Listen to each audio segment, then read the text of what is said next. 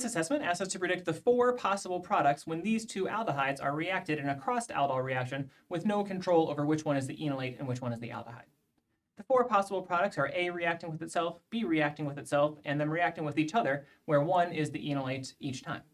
So the first product could be when A reacts with itself, when acid aldehyde reacts with itself. That is going to give us a aldol product that is a dimerization product of aldehyde A.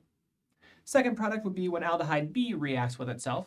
When aldehyde B reacts with itself, we will again get an aldol dimerization product, this time where B has reacted with itself to form the aldol dimer product.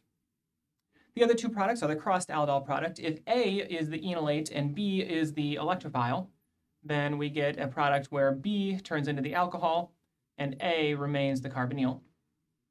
If B is the enolate and A is the electrophile, we get the aldol product where A becomes the alcohol and B remains the carbonyl.